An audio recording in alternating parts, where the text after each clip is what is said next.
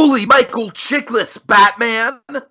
Tiki here, and I have watched, past tense, watched through each and every episode of Batman, the animated series, for the first time. Tell them why, Dragon. You see, folks, long ago, I made a vow to educate Tiki in the ways of Batman the Animated Series, serving as his spirit guide to Gotham in a way. And tonight we are covering the new Batman Adventures series finale, the grand shebang. We've got more Batcave stuff to cover, but for all intents and purposes, this is the end of our first mission we set out to do. It's Judgment Day, Dragon, appropriately enough. It's upon us. And Dragon, I don't think this episode is like, the bee's knees or anything, but I think this is a very satisfying episode to go out on. From the episode starting with Paul Williams gracing us with his presence one last time, to Harvey Dent being at the center of the mystery. It all feels like callbacks to the best of Batman the Animated Series, especially in the early days, especially, with the Harvey Dent of it all. And also just generally speaking, the Executioner character, or whatever the hell he's called, just generally speaking, Dragon, a lot of fun. Really cool to see how the origins of one of the silliest Gotham villains came to be. And Dragon, I gotta tell you, I was generally not expecting that ending. The mystery did surprise me. So I'm excited to talk through this one. Like I said, I wouldn't rank this in like my top 10 episodes or anything like that, but I do think just, I'm sure it wasn't really planned. Like, hey, guys, we got to go back to the beginning with a Harvey Dent of it all. But, it does kind of have like a full circle quality to it with the Harvey Dent ending, Dragon. It really does in some ways. That it does, for sure. This is Judgment Day was always it was always an interesting place to leave it, in that I assume Superman the Animated Series got like 3 seasons, and I imagine they probably had the assumption they were going to get at least one more season, because New Adventures kind of roughly breaks down the 2 seasons, depending on how you look at it. So I think they were expecting to come back for more, but that didn't happen. And also, at this time, they got really busy because they were juggling 3 shows by the time they get to the end of this. You had Superman New Adventures, and you have Batman Beyond, basically in its infancy. Mm-hmm.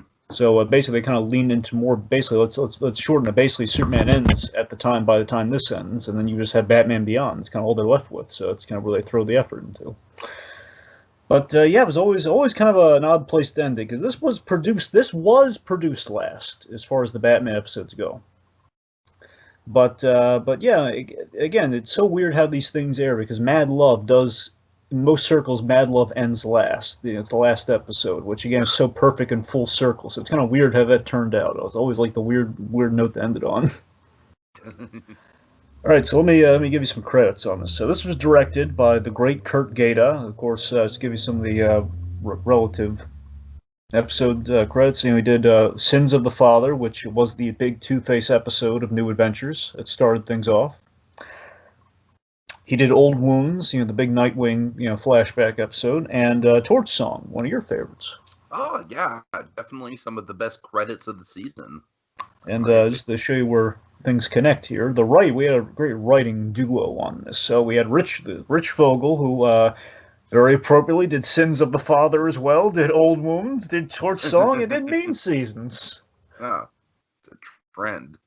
And big thing, the co-writer on this, none other than the omnipresent and ever-wonderful Alan Burnett, the godfather of Batman animation. I did notice that he was back for the last one, and I felt like that was very appropriate. Not only appropriate, Alan Burnett did the Two-Face episode. That was his baby. That was his pitch. Sure. So giving him like the last, kind of swan song on Two-Face, very good idea.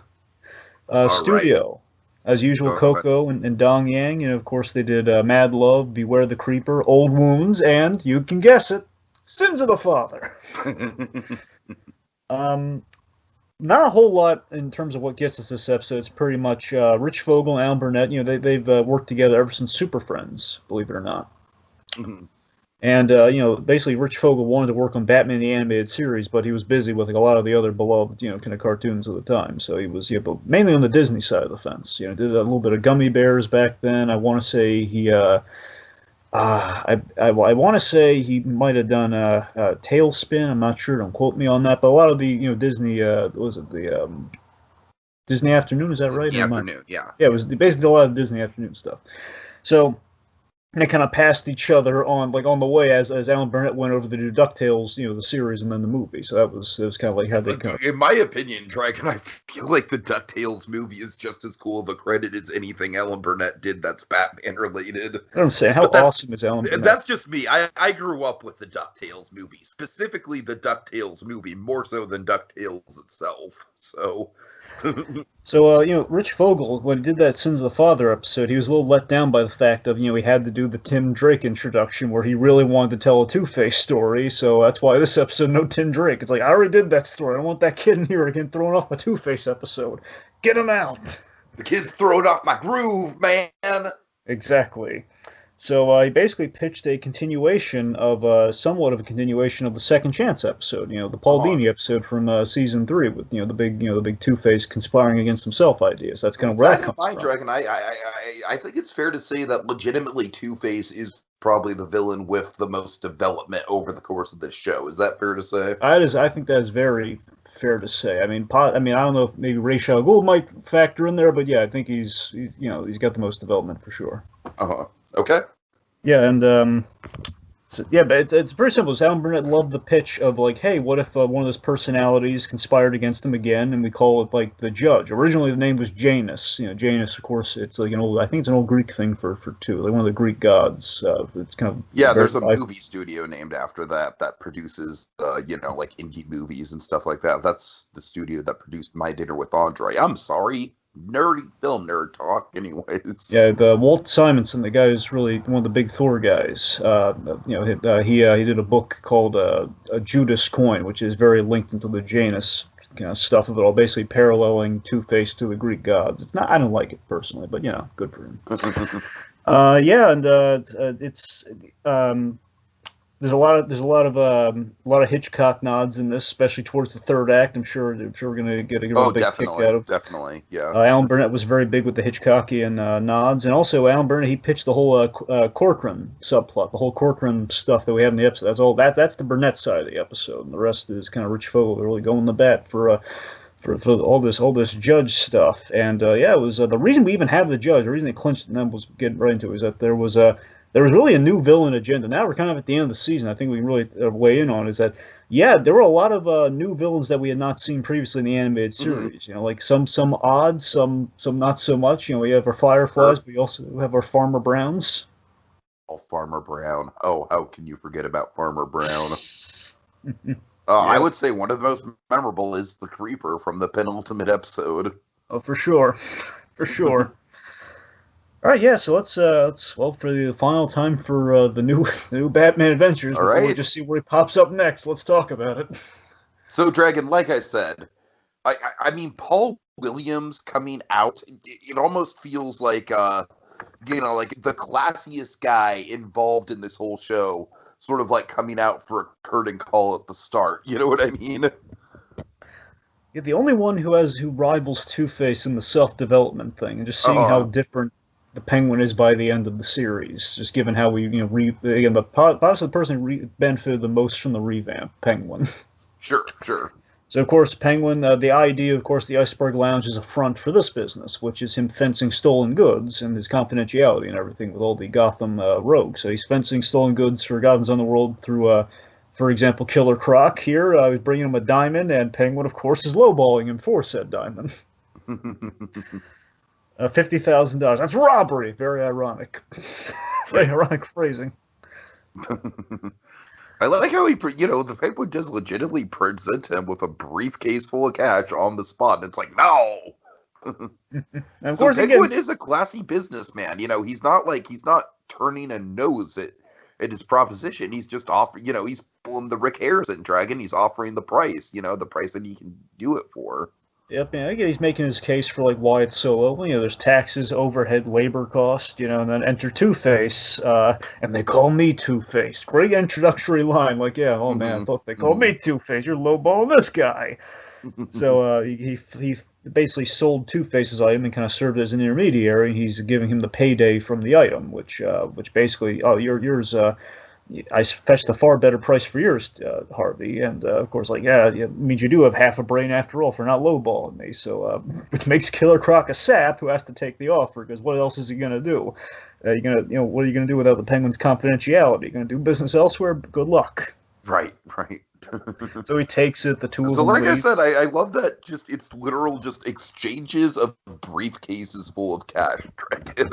Just very pleasant exchanges of briefcases full of cash.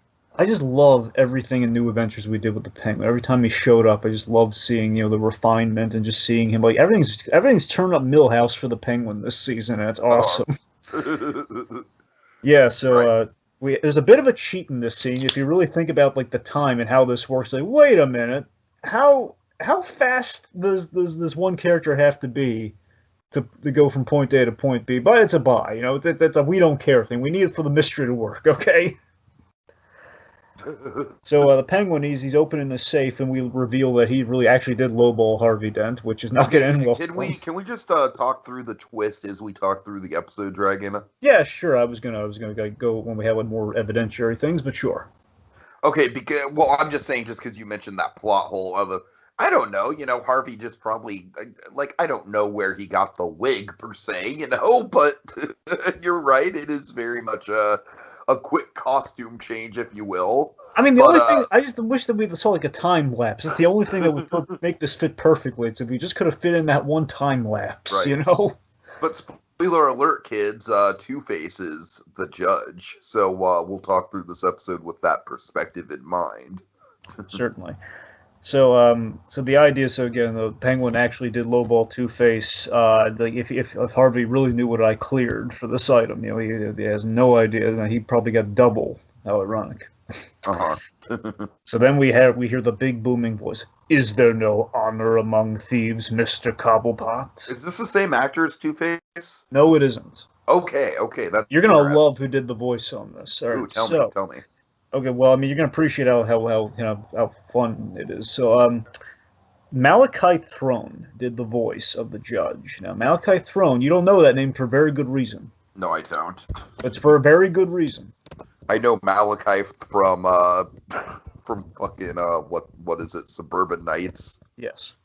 Anyways, go ahead. Malachi Throne. Many people maybe not be aware of this. So, in the '60s Batman show, there was a character called Falseface. Now, the big draw with Falseface is that, in the credits of that show, they never revealed who the actor was. So he was just question marks. It was the Falseface, you never knew who he was underneath the mask. So years later, you look into it, okay, Malachi Throne, he was the guy. So it's a '60s Batman pull for who's playing. Oh, that's awesome. That's awesome. That's great.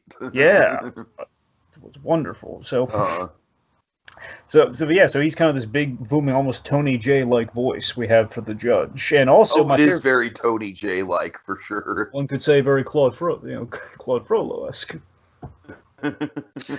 I love a little Patrick Page as well, just to give that man some credit.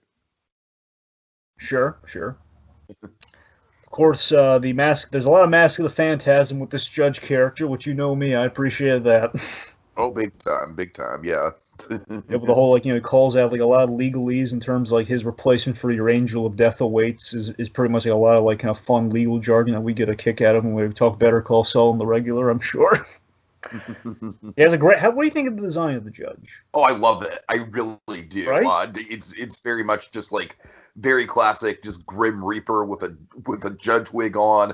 Very simplistic, streamlined, yet intimidating at the same time. I'm all for it. Also, I love that it's kind of... Also, I love the weapons that he uses. The weapons are awesome. My favorite part, yes. Yeah. So, what's really cool, too, about the judge, if you think about it, the judge's color scheme, black and white, like another character. Mm-hmm. Nice little Nice visual, like, So, little what do you clue. think of? Do you think he has like just like a black scrim over? Like, do you think he's literally wearing like a black scrim mask? Because it's like, I question. I get it's an artistic choice. We don't see his face, but like that face has got to be pretty damn recognizable if you even catch a glimpse of it. Well, no, we saw later on. There's like a black kind of shell Oh, okay. attached to So the it's wig. I assume it's probably like a two-way scrim then. Yeah, yeah. It's like Okay, it's either like that or like purely black cloth. I don't know. It's like one gotcha, you can't see gotcha. from the other side. That It's like makes sense. That it's like makes a sense. shell mask something attached to the wig. Okay, I'm glad they addressed that. All right, just want to make sure. All right. So anyway, so Penguin, of course, playing innocence. Like, I don't know what you're talking about, sir. Of course, the one. Oh, I love when Paul Williams does this sort of stuff. No, we're geeking out about Paul Williams. The last time we're going to talk about it. Well, second to last time. So, Penguin's playing the whole legitimate businessman card. I assure you, the transactions were purely legitimate. I had no knowledge the items were stolen. Given that, I don't see how the law can touch me. Which is the wrong thing to say to this guy. I am the law, he says as he literally pulls out the sword of goddamn justice. Oh yeah, and I find you. Here's the line. Here's the big chickless connect. Go ahead. I find you guilty. Guilty. So for those, just to address it because it's actually please do. Okay, yeah. so folks, it's kind of so in Gotham. I want to say, yeah, it had to be season 3 because that's when we do the Mad Hatter stuff. So in Gotham season 3, we introduce Michael Chiklis. And Michael Chiklis, he basically played Nathaniel Barnes, who was kind of like Jim Gordon's boss. He was Captain Barnes, who was kind of the boss for a while, and essentially went crazy, and he adopted kind of a vigilante guise, which was the Executioner, who kind of had a very Phantasm-esque kind of blade, and his whole thing was he was a judge, jury, executioner deal. And so that was very much reminded me of the Judge, but this guy over here didn't know any of that, so now he knows. So now you see possibly a point of genesis for the kind of a cross. Oh, absolutely. It is funny because I feel like this guy was, for the most part, played pretty straight psychologically, whereas Chiklis, like I said, Chiklis might have been the most over-the-top villain in a show full of over-the-top villains. Yeah, but his whole shtick was guilty. And we take that, we do something else with it here, but we're gonna get there. Okay. All right, so he's attacking. He's like the judge at the end of Mr. Toad's Wild Ride trick. That's all he ever says is guilty. All right. So he's attacking the Penguin with the sword. And here's my favorite thing of the episode, man. I tell you, watching it. I love the power and the ambiance of the Judge. We kind of like the Phantasm with like a choir playing every time he's springing into action. Absolutely. He's very Spectre-like for sure. Spectre-like. Yeah, and of course, like think of it, even just every time he swings that sword, there's like a power and there's like a reverberation. Just you feel the power of those swings, right? Mm-hmm. When I'm feeling like, run, Penguin, run! So the location, by the way, I'm sure you're gonna love this. So the location was inspired by Mardi Gras World.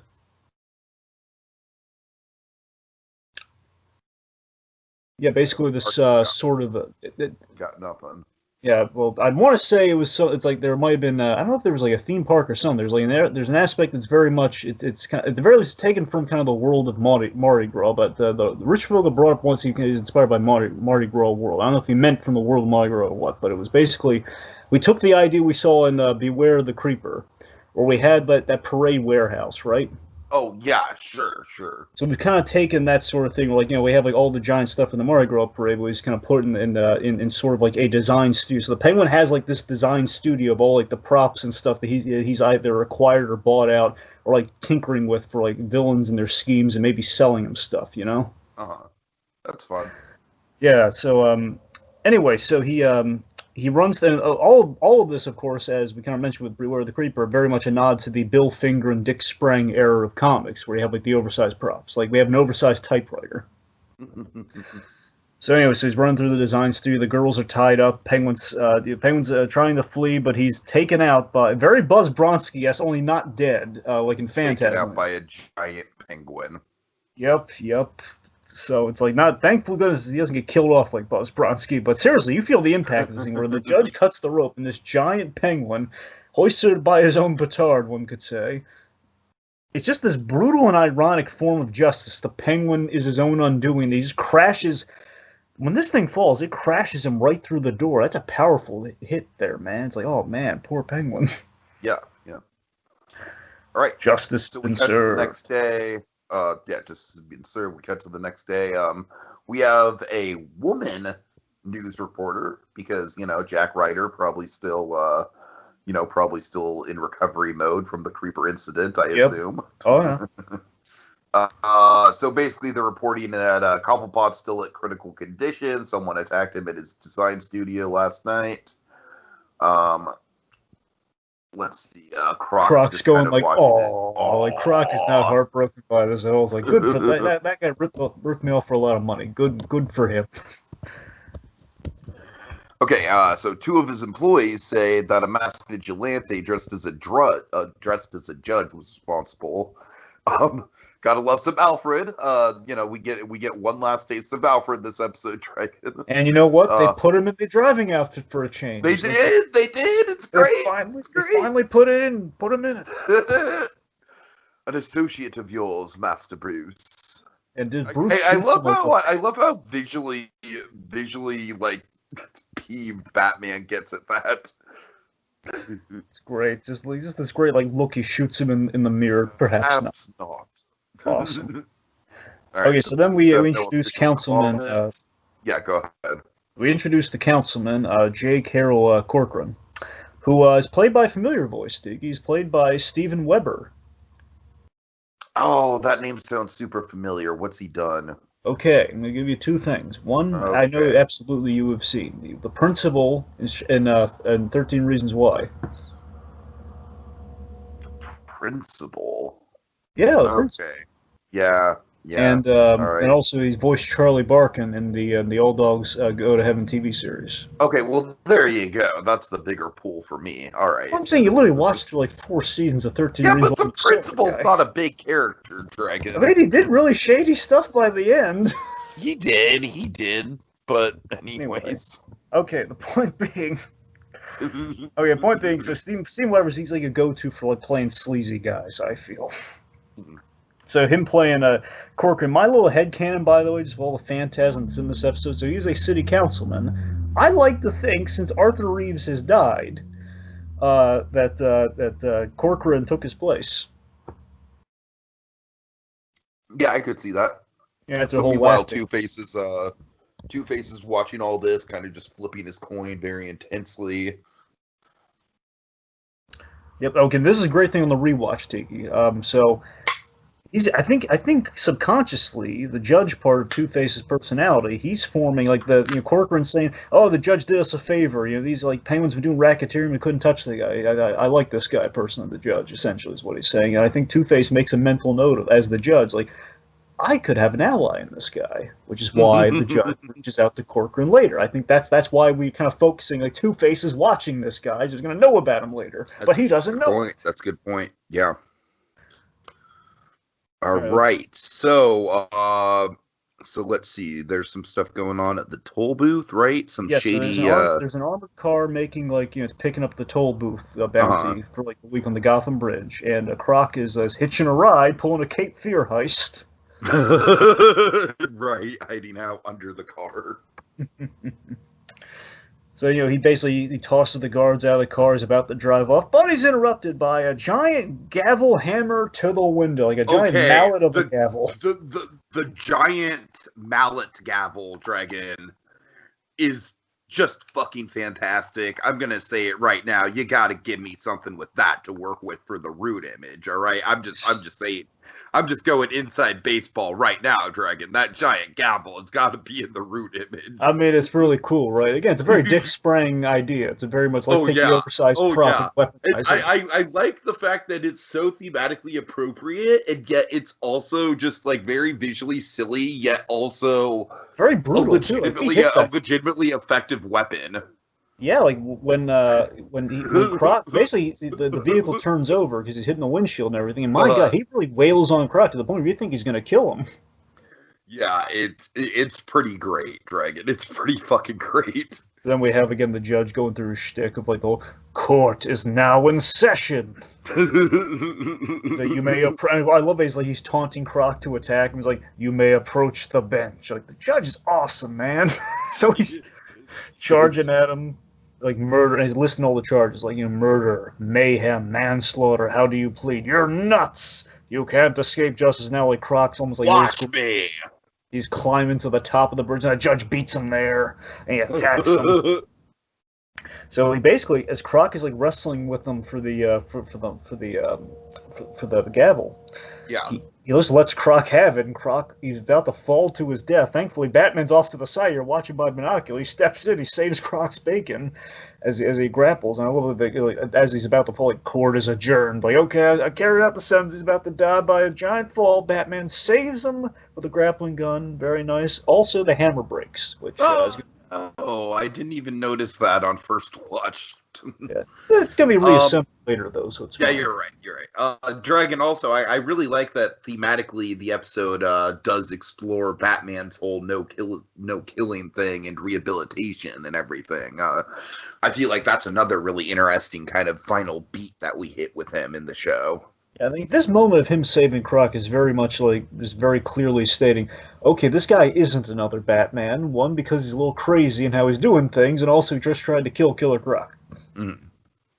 Which is no bueno. So let's see. So we reveal that, and this is, to me, is one of the most fascinating things about the episode in conjunction with what you just brought up, and basically the scene we talk about it later. We reveal that Corcoran is acting as a Jim Gordon figure to the judge, which I think is a great idea. Yeah. It gives him these police files to help him in his crusade, but I can't be connected to it. You understand? But then why help me out? And he says, essentially, the people love you, Judge, and me endorsing you, I'm points ahead in the poll. It's a win-win essentially. They shake hands and they seal the deal there. So it's this. I just love it. It's like Corcoran's sleazy imitation. Yeah, he's like anti-Gordon. Yeah. I just love that. This is his sleazy imitation of the Batman-Gordon dynamic. That idea blew my mind as a kid. Like, oh my god, look! It's the anti-Batman-Gordon thing. This is all sorts of wrong. Gordon has his pet bat. I got my guy. It's like, oh no, you're desanctifying it. What are you doing? Oh god, that's great. That's great. I love that reaction. So I just thought that was all right. Yeah. Okay. So meanwhile, female news anchor. Yes. Again, folks, the only reason I'm pointing that out is the absence of Jack Ryder. Yep. So let's see. All right. So here, this is kind of an egregious moment here. So Gotham's inside. Gotham inside. We have a little exposition about the judge making the rounds with those files that we just saw him being handed by Corcoran. That he's having other potential crimes and other guys on the loose. And most recently, he targeted the Riddler. This is a sad cameo, man. I am going to just say it. New Adventures Riddler just fucking sucks. And Tiki, it's so sad because it's just the fact of the Riddler does not show up often because riddles are really hard to write. And also, we wrote we had the best Riddler episode ever to end him out on in season. With the whole the Riddler's reform. Seriously, I have to know. It's like, how do you get any better than that? That's perfect. Yeah, for sure. So unfortunately, they were just kind of up against the wall, and the Riddler kind of made just these cameo appearances in the stupid skin tight suit. It's a little. I hate that suit so much. I really do. I mean, it's a little I get that it's a Gorshin homage, but it does not translate into live action. Yeah, ultimately it's like a cross between like Gorshin and the Jim Carrey Riddler, and that's kind of what they're aiming for. That's why they probably put him in that, because Batman Forever comes out and it's just not a great look. And honestly, they could have just used if John Glover actually recorded this episode, it's like one line. Because it's just so sad. Well, hey, diddle diddle, time for a rule. That's all he says. And then we just take him out like a chump. So basically, it's Riddler. They literally throw. I'll admit though, I like the judge literally throws a book at him. He's attacking the Golden Quill brunch. kind of event, and it's like a book club, and like like he's stealing like a giant quill or something. So they cut the book down, he like falls on very brutally. It's like, oh, that's the most we do with her. And the Riddler's gonna show up one more time, Tiki, but it's gonna be the same thing. It's just that, and we give him one line, but it's nothing. You got nothing. All right. Well, that's a disappointing end. All right, but I'm glad we're on the same page that it's a pretty weak sauce cameo. It is. It's always bothered me. In these comics, they actually give him stuff. There's like a whole Hannibal Lecter thing with Robin that he has, where Robin has to solve a case without Batman. The Riddler is like his Hannibal Lecter figure. That's great. Couldn't bring that in animation though, apparently. Anyway. All right.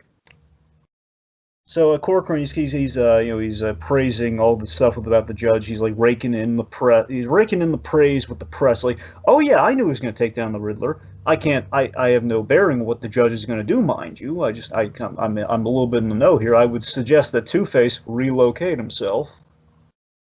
All right, now Corcoran, he doesn't know that the judge is Two-Face, right? Oh heavens, no.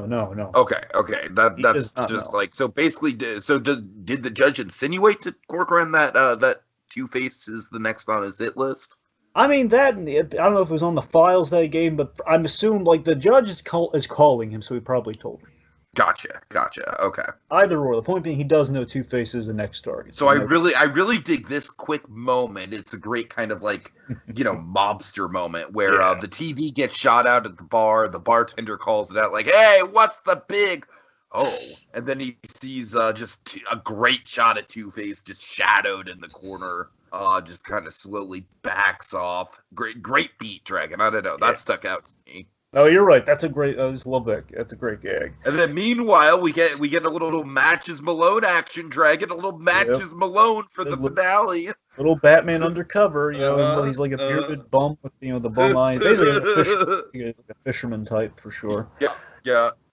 So he's using this disguise to tail Two-Face, and ideally, as Batman, he'll nab the judge when he comes for Two-Face. That's the plan. I love the idea that this last episode comes down to Batman saving Two-Face from himself. Yeah, Dragon. That again, like I'm sure it wasn't intentional on the writer's part, but like, given how big of a shadow Two-Face casts over the first season of this show, it really does feel like a great kind of full circle story to end things out on. It really does. Yeah, and I mean, again, for all intents and purposes, it is like, production order, it's, again, kind of it's somewhat an intended effect. It's not like an end-all be like, this is the last episode of the series we're doing, but, it's the last episode of the season, so it might as well go out in, like, kind of a full circle thing. Sure. Yeah. All right. So we're at the 2020 apartment building, and by the way, I think we lifted this from the Batgirl episode. I think it's based on this idea. I think we saw something like this once, but I like that we brought this back. Two-Face is in a nice apartment building on one side, but the other side's all like abandoned. Oh, that's great. That's great. Yeah, I love that. I love like the half condemned image of the building that he's in. It's like literally the whole like the apartment he's staying in too. Like it's like split down the penthouse he stayed. It's great. So Batman tackles him, but he says, "Easy, Harvey. It's the good cop." Love that line. That's great for Batman. And like I said, I love the idea that Batman is protecting Two-Face against seemingly a more dangerous vigilante than himself. Really good stuff. It's also really great. I think it's such a genius idea. Okay, we are going to do something that we rarely ever do. We never did in like 60s Batman or anything, so rarely do we do this, where we put Batman and the villain in a death trap together, and they got to work together to get out of it. This whole don't do me any favors, and of course just that reluctant pairing of the duo in a death trap as the judge basically again, we know exactly how he got access to this, but he turned. Yeah, this is the moment where I really should have put the pieces together on the judge being Two-Face, but whatever. Well, no, I was entranced in it, Dragon. I'm proud of the episode for me not calling it, honestly. Exactly. And again, that's the intended effect, where you are wrapped up in it. And again, that sheet at the top makes it seemingly impossible for Two-Face to be the guy, because again, how fast can he move? Right, exactly. So it's a great thing. Also, for a moment, like Corcoran was kind of a red herring before he actually met the judge too. Corcoran was definitely a red herring. Yeah. So the point being, we have this Two-Face's security system got overwritten to lock him in. I wonder how he got the security codes. And the judge is on the TV, basically passing This sentence. is great. This is kind of like Saw-esque. Yes, it is. So he's Hear ye! I've overridden your security, Two-Face. This has been a long time coming, Two-Face. He basically sentences Two-Face to death by asphyxiation. May heaven have mercy on your souls. Both of them. Also, by the way, I don't know if you noticed this. There is an egregious, and I mean an egregious animation error. Dear, tell me. Oh, this is... Oh, tell me.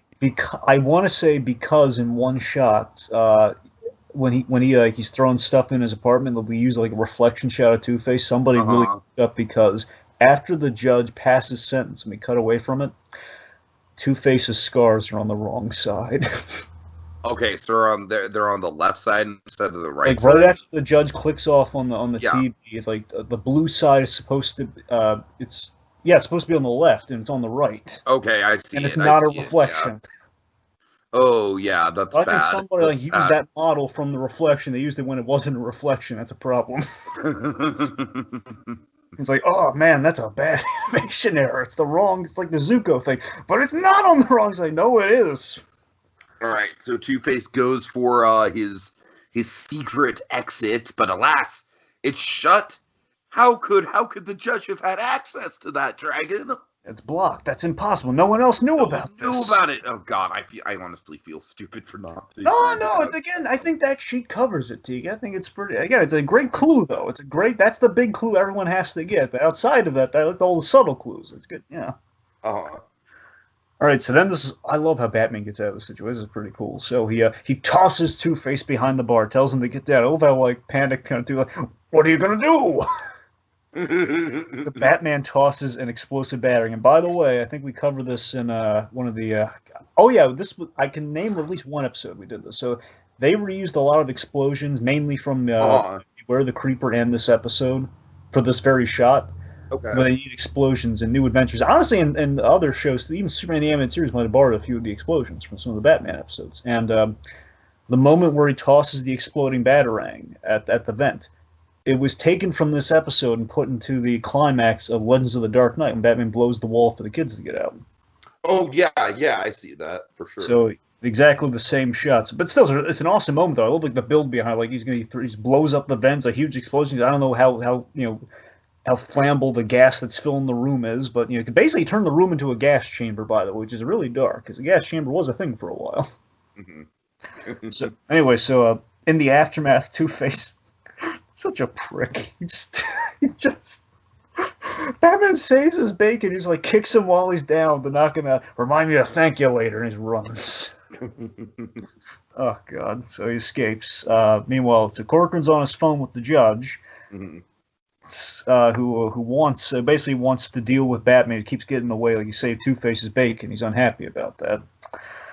And Corcoran doesn't want the two good guys in a slap fight on the front page. Judge hangs up. Meanwhile, Batman enters. Classic Bat entrance. So he enters, and he's looking. He wants the judge, and he figures that he's going to be able to put him in contact with him. So, oh, you just missed him, and he keeps forgetting to leave his phone number. I want to punch this guy, man. I like how that is kind of like an evil Gordon response, you know? Yeah, it's like the thing Gordon's always used, like to cover Batman's tracks, but on the other foot, it's like, oh. Right. So he's figuring Batman's feeling threatened, and then we have like the line. This is where we have the debate of it all. Here's the whole he's going to kill someone. And then we have the thing you never hear, and I'm so glad at least we got it in there once in the animated series. Just like this whole who? Two-Face, Killer Croc? Who cares? Yeah. Who's gonna care? Yeah. And I just love Tiki. It really stuck me on the rewatches. I love how we just cut from that to Batman's just the poignant reaction from Batman. He just doesn't blink at all on this, where it's he cares. Batman cares about the reforming the villains. Again, Harvey Dent was his friend. We got to be able to bring these guys back. Again, they're sick people. I mean, obviously, there's we can't believe we're too far gone. Otherwise, the city's never going to get fixed. Sure. So the councilman is making the argument here that I'm sorry. Do you want to take us through this? No, go ahead. Yeah, so Councilman's making the argument about people are tired of Arkham's revolving door, which we've seen in good practice for 3 seasons now. And the judge gets results, which the people are loving. Of course, I love how he's being all swarmy here. Like, not that I'm knocking your work. You've done a heck of a job. He's putting a hand on Batman's shoulder. He is not having that. But these days, people, they want closure, he says as Batman makes a bad exit. Mm-hmm. Wonderfully ironic. I think he got my point. It's like, oh, this guy. Okay, so again, the whole point being justice is an eye for an eye. It's not just Batman hitting people. It's or killing people. It's about the helping people. It's about the fixing the problems systemically. Anyway, so we're in the parking garage. Councilman's doing his little tape recording of himself to fill his ego. Let's be honest. Yeah. Then Two-Face captures him. Yep, he captures him. Then we enter the third act. Indeed. So Two-Face kind of slapping him around, asking where the judge is, and he says he doesn't know. He says, "I'll give you, I'm being honest with you. He comes to me. I don't know where he is." What was the jury thing? This is a cute idea. Like Two-Face in a courtroom grilling the guy on the witness stand. That's pretty funny. And also, his henchman as the jury said, just like very casually, "I believe him. Me too." Believe him, yeah. So of course, the jury has spoken, but you can still help me send a message. Now I love this. He can send the message one of two ways: either the one where he lives, or the one where he's not so lucky. And Tiki, he ain't so lucky. So we're gonna send the message in the bloody way, and so before that happens, this is a big moment too, especially on the rewatch, Tiki. Corcoran here, he makes a plea like, "Please, I can pay you, Two-Face."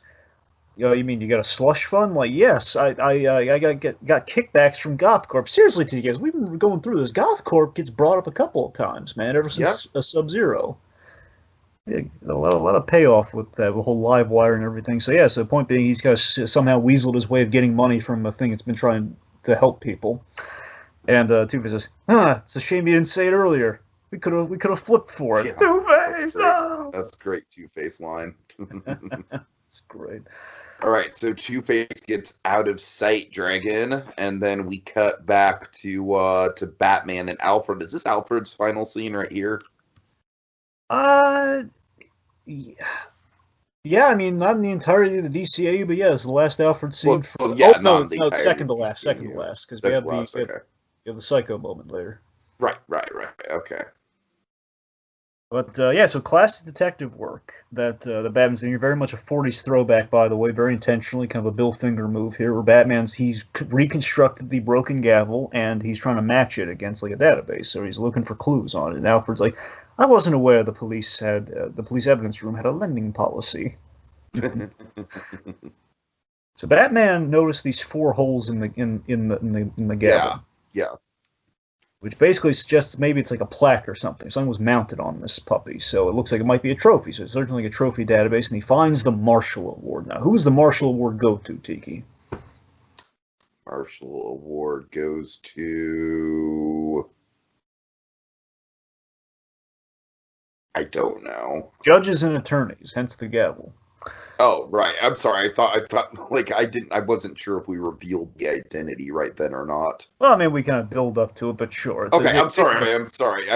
I wasn't sure if I should have said Harvey Dent or not. I'm sorry, Dragon. I obviously know that the judge is Harvey Dent, but yeah, so the point being, Batman now knows himself that it was a gift from the Bar Association, which is only awarded to attorneys, which we know an attorney. Guess who's the notable guy? Alfred's like, "Oh my god." So meanwhile, we're at this. Oh my god! So I love this court. This is a really nice courthouse. We have this giant Lady Justice statue in kind of like the lobby of the courthouse, and the idea is we're gonna do like an old school gangster thing from the 30s, where you tie a guy to a structure as leaving the message. Basically, they're tying Corcoran up, they're blindfolding him like the statue, and they're gonna shoot him. It's really dark. I love it. He's begging Two-Face's henchman to 2-time the boss, which they no, we're not crazy. We're not going to do that. So that's a no-go. Prepare for your judgment. He holds the sword up. Oh, yeah. You can hear me, right? Yeah, I can hear you. Okay, I'm just making sure because my mic just made a disconnected sound. Right, anyways.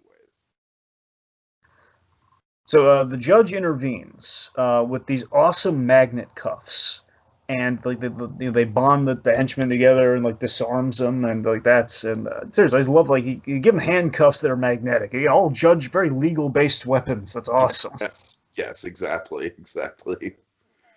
You know, the only other legal based weapon that I wish they would have implemented is they somehow implemented the scales in some way.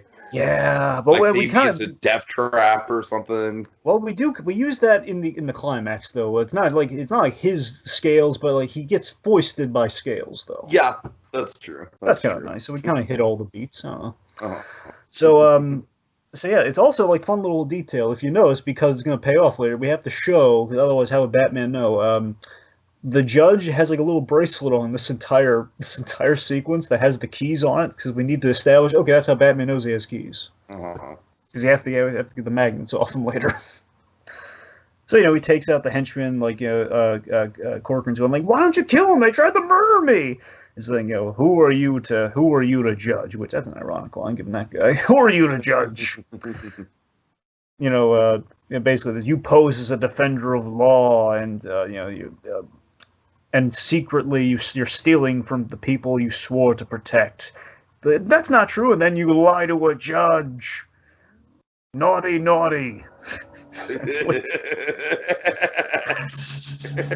he doesn't say that, but it'd be funny if he did. So before he's about to slay the councilman now, about to pass sentence on that guy very appropriately, Batman saves his bacon, and Batman now knows the truth, which then leads to a really cool fighty sequence here. Batman versus the judge. We've got the choir coming in. He's cuffing Batman's hands. Batman literally has his hands tied. What's he gonna do? Yeah, no, that is a cool action beat of Batman having to fight with his hands tied. That's cool. Let's see. Corcoran gets freed by the sword. The Batman, sword kind of like accidentally. Yes, God. Let's see. Batman shoots his grappling hook up at him. The judge kind of grabs onto him as he's fleeing upward. This is the North by Northwest homage, by the way, where like there's a giant statue fighting by. Yes. And I love that I love that's like a great solution for Batman. I'm going to grapple up so I can kind of get these stupid shackles off. Throw my hands. You're right. He does kind of like hit the scale. Yep, and again, it's almost like the Willy Wonka and the Chocolate Factory thing. You're like, oh, must have been a bad egg. He fell. So that's his undoing. He's kind of trapped underneath the scale. So then the police are about to come, and Corcoran's like, oh, Batman, you got to help me out here. I could be in big trouble. And Batman unmasks the judge. Like you don't know the half of it as he unmasks him. And who was under that mask, Tiki? It's Mephisto. Oh. Sorry, I couldn't resist. Wrong universe. Harvey Dent. Yes. Harvey Dent. Right. So seriously, two things. One, I love Corcoran's fate here, in that he's trapped by his own endorsement. Because then the press come, he's holding the mask, and like, oh my god, it's like he's caught. It's like you endorsed Two-Face as your big shining knight taken out of the like he's so screwed in that, but so proper, and I loved it. And it's almost kind of like a much more comic booky representation of the themes of the end of the Dark Knight. Yeah, pretty much. Like what would have happened? Yeah. Yeah, exactly. So speaking of which, I want to talk about something before Daniels. This is Rich Fogel and kind of his breaking down of the episode. He the idea is that Harvey Dent, since the last time we saw him, we ended on a hopeful note in Second Chance, but since then, well, I mean, we saw where Two-Face is kind of classic Two-Face and Sins of the Father, and the idea is that the Harvey Dent side of Two-Face is dead and buried, as in buried deep into the subconscious. So the manifestation of just any morals and anything that's left of Harvey Dent is no longer like, we could maybe lure out Harvey Dent versus the big bad Harv. Like he's perpetually in that big bad Harv, just like he's a gangster now. Yeah. But so the judge kind of manifested himself as like Harvey Dent just trying to break through and overcome the dominant big bad Harv by trying to kill himself, essentially, which is screwed up on so many levels. It is.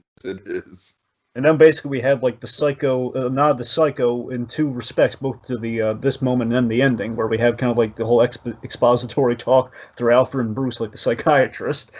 It's like, so let me see if I understand this correctly. Harvey Dent created a third personality to fight crime? Mm. So deep that, he tried to kill himself without even knowing it. Poor devil. What will become of him now? Which then leads to one of the darkest endings in the new Batman Adventures, Tiki. Very Psycho-inspired. What is it? Yeah, so well, I don't really think it's the darkest, but it's pretty dark. You're right. I mean, it's no mad love, sure, but Right. Something that was more key to New Adventures versus adapting the comic. Basically, just like it's a more serious version of the chick list. Guilty. Yeah. Yes. Yeah, we're in, just being in Arkham. I love the lighting and everything in this scene, is hearing the voice of the judge, like, just Dent stuck in his cell, just hearing, like, how the court is now in session. How does the defendant plea? And the people versus Harvey Dent. Guilty. And I love when he raises his head out of the shadows. You see, like, the lines under Harvey Dent's eyes, where you see he's in really bad shape upstairs. Like, he's just in a perpetual jail within a jail cell. It's like, oh my god, he's so lost right now. He's like three personalities battling each other in his head. That's screwed up, man. Poor Two-Face. All right, so Dragon, final thoughts for me. Just simply put, I was very satisfied with this ending. I thought the Two-Face stuff was all very full circle. And honestly, I'm really proud of ourselves for sticking with this project. And I mean, I know we've got more to go, and I know there's some sort of like big surprise that we're still sort of building to. But by all intents and purposes, folks, what we set out to do with this podcast is, at least the first phase of it is complete. And I got to give us a gold star for that, Dragon. That is several years, probably about a half decade's worth of commitment there on our part. Yep. All right, final thoughts on your end? Final thoughts on my end. Again, this is a good episode. It's not a slam dunk of an ending like Mad Love technically would have been. Mind you, the bases are loaded because that's an amazing story that we just kind of ended on, depending on how it gets aired. But again, it's the weird thing about Judgment Day is that it feels like an ending true to the tone of the new Batman Adventures in a sense, and that it's very much like the no happy ending season, and which that we kind of, I'm not saying we completely do this, but essentially this whole season kind of sets, especially as it goes forward and goes by the end, we kind of zap away kind of the hope from Bruce Wayne, from Batman. It's like, we're establishing, things aren't really great within the Bat family. They're going to get worse by the time we get into certain flashbacks in Batman Beyond, and we're setting him on this path of just being alone and having nothing outside of that war on crime. And we take one of the old, like, we even take the complete hope out of the old reform case, and like, hey, maybe we can help Two-Face, where Two-Face might be beyond helping in a major way. So like, we've taken the hope out of Batman yet again, and it's such an interesting kind of bridging between those things, looking back on it, retroactively. It's a very solid episode. It's no original Two-Face two-parter, of course, what could be, but it celebrates the importance of that episode, and it's got a lot of shades of Phantasm, which I enjoyed, and I love the idea of challenging the vigilante dynamic with with a different law-based entity calling out Batman's effectiveness. This episode has a lot going for it. Maybe ultimately not the one you want to go out on, but you can go out on worse. Really, you could. So at the end of the day, works out pretty well. All right. Well, Dragon, this is the end of Batman the Animated Series, but what are we getting to next, my boy? Tell them. A little bit of Superman the Animated Series, kids, but let me tee it up like so. The Batman missing, the Man of Steel filling in, Gotham's underworld utterly baffled. Will Superman and the Boy Wonder find Bruce Wayne in time? Who's behind all this? Tune in next time to find out. Same animated Bat time, same animated Bat place. On the next visit to the animated Batcave with Night Time. Guilty. Guilty. Guilty. Guilty. Guilty.